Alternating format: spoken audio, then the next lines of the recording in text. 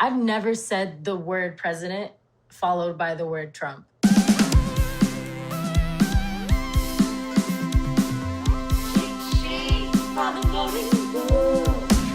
I'm Alana Glazer, and this is Cheat Sheet for the Voting Booth. Woo-woo! Today's episode is all about Florida. Yes!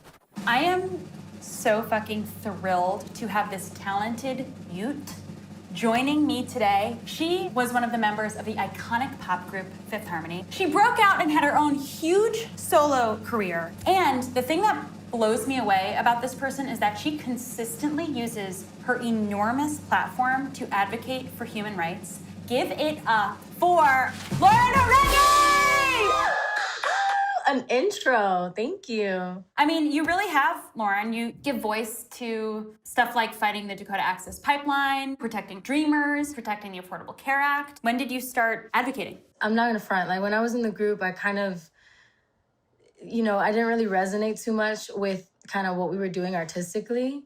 I didn't feel like my heart or my soul was being stimulated or on fire. You know what I mean? And so I honestly think that that's kind of where it stemmed from a bit, because it was something that I could give a voice to, that was really something I was passionate about outside of just music. Like, there's so much going on and there's so much to talk about, but at the same time, for me, it's all intersectional. You know what I mean? Everything builds off of everything because everything is one. Tell me your relationship with Florida. I grew up there. I'm born and raised in Miami. My dad was born in Miami as well, but my mom was born in Cuba. And so my grandparents on both sides are Cuban immigrants, very family oriented. It's like, we're moving in American society, but like ideals and morally and like foundation wise, very Cuban. You know what I mean? I don't know how to explain that, but my Cuba's not. I feel like Miami naturally has like a Latinx, Hispanic energy to it. And a lot of the population is made up of Latinx people, whether that's from Cuba or Puerto Rico or Dominican Republic or Venezuela or Colombia or Brazil. There's a lot of different people from all over there who really make a home and community vibe in Miami. And so I really grew up within that community. I want to talk about Biden. Let's do it. He's not my savior, but I am so sick of Trump claiming the presidency that I'm going hard for Biden this year. Where are you at? To be honest, I'm more focused on local elections in terms of my passion, because again, I've seen how much local officials are really genuinely in control of what actually happens to you and your family and your boroughs and your neighborhoods, and what happens with your personal taxes. You feel me? Because a percentage of what gets collected from us goes to the federal government, but the majority of what's collected from us goes to our state. Just to let you know, this whole series that we're doing, it's like this trade-off that we're able to make this happen, where we're talking about Biden, and it's a level of a conversation about Biden that I don't think anybody else is having, because they're just like so scared that they're like, go Biden, go. And, I love the nuance. That's why I wanted to do this, because I love that you are aware that that administration is not our savior. Agreed. But I think Biden is a far better choice. Electing Biden, which needs to be by a landslide, is the safer option for more people and a step in the left direction, in the better direction. I completely feel you. Not our savior, but I am starting to get excited about some of Biden and Harris's policies. Biden believes in science. Ding! Woo! Point. He believes that the climate crisis is real. He has a huge proposal for dealing with the imminent climate crisis. This is the most ambitious plan ever released by a major party nominee for president. He developed this with Bernie Sanders and climate activists and active policymakers. Imagine having people who actually have expertise in their field being the people who run the governmental part of that field. That's such a concept we've really run away from, isn't it? Another thing is that Biden supports creating a federal civilian corps of unarmed first responders that includes social workers, EMTs, and trained mental health professionals to handle nonviolent emergencies. A huge step is eliminating who gets to interact with the public who's asking for help. And I'm like all about, I want to defund the police, but even just the idea of adding mental health professionals helps. Like, you now have a check and balance system where it's not just you and your fucking gun and you're the sheriff, you know? Mr. Joseph Biden wants to raise the national minimum wage to $15. Oh! Imagine paying someone a living wage. Imagine people being able to work one fucking job and living their fucking lives. Okay, Lauren Jauregui, can I ask you something? Yes, please. Does this mean you're voting for Joe Biden and Kamala Harris? Yes, I am definitely voting for Joe Biden and Kamala Harris. I am so horny to vote this year. I'm like wet for it. Oh, God. I'm getting really horny for November 3rd. Just when I think about getting in that booth all alone. Just does something to the body. Oof. I'm really in that zone. Wow. I could come right now at the thought of a democracy.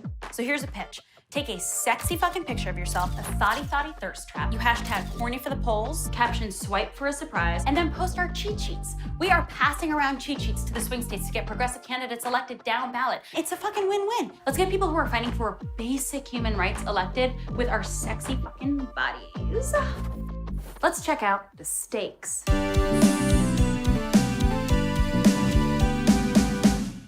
In 2016, 45 won Florida by 1.2% of the vote.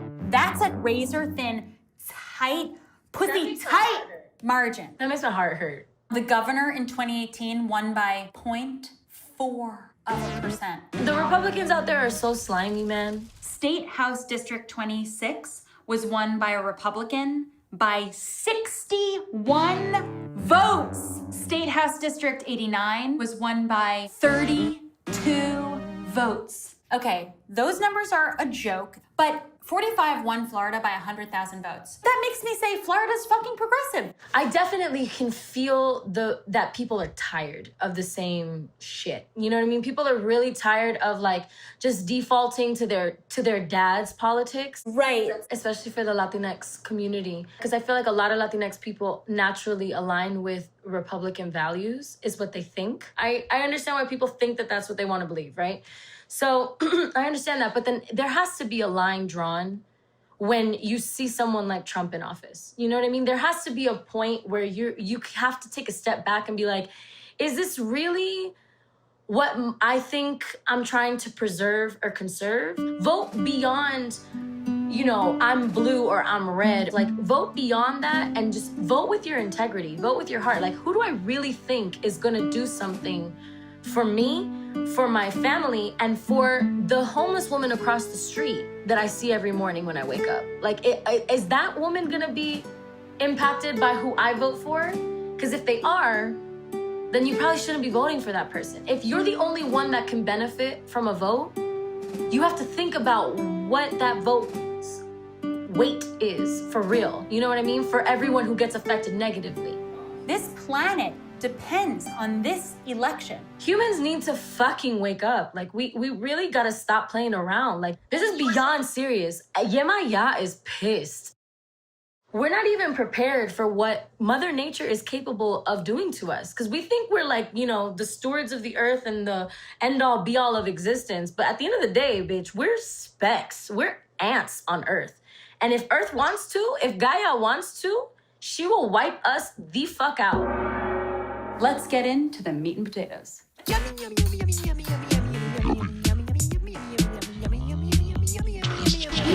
So here are, Lauren, the down ballot candidates that you love so much. Ricky Junquera is running for election in House District 118. Ricky is a proud Cuban American and a dedicated community activist. Some policy issues he's going to advocate for: stricter gun laws. Thank you. Investing in small businesses and increased access to Medicaid. Let's go, Ricky Junquera. We love you. Tamiette Thomas is running for election in House District 15, a woman of God and a leader. She is the associate pastor of the Innovative Empowerment Church. If elected, she will advocate for affordable healthcare and Medicaid expansion, honesty, justice, and equality for all, and financial stability for working families and small business owners. Give it up for Tamiette Thomas. Tamiette Thomas, we love you, Tamiette. That's a beautiful, beautiful platform. And we love a woman of God. In House District 89, Jim Bonfiglio is running. Jim lost this seat in 2018 by only 32 votes. So rather than feel sorry for himself, he's like, okay, I don't give a shit. I'm gonna run again. He's a lawyer who's concentrated exclusively in repping wronged consumers facing home loss to mortgage lenders since the late 80s. For decades, he's gonna advocate for common sense gun reform, please. He also is gonna fight for the right to a free, accessible, and equitable public education. We love Figlio! And environmental protections for Florida. I love a local rep who's gonna fight for environmental protection. Someone actually said that Yeah. as a part of their proposition? Jim Bonfiglio. Oh, I mean, beyond shred of a doubt, gonna vote for that man. Yes. Commit to voting and make a voting plan. If you can vote early in person, sick. If you're gonna be voting by mail, request your absentee ballot right now. Like literally, like it takes 2 seconds when you get off of this, just go do that. A generated video has a simple format to make it easy to use your social media to talk about politics and government and humanize policy. My name is Lauren Jauregui. I'm from Miami, Florida, and technically living there right now, but right now I'm in Los Angeles. One thing I love is the ocean. I think one of the biggest issues I have, the lack of accountability. I think that that's like a huge underlying system flaw that leads to a lot of the rest of the issues. You know what I mean? Our inability to confront our past, our inability to reckon with that and make amends for it. Thank you so much for being down, open to me, and for committing to using your enormous platform for realness. Thank you so much. Thank you for doing this, and thank you for your passion and your quirky ass. I love you. Well, thank you guys. Feeling extra?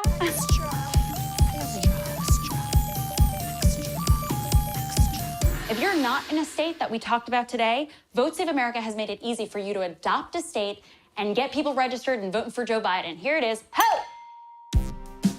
See you next Tuesday, LOL, for the next episode of Cheat Sheet.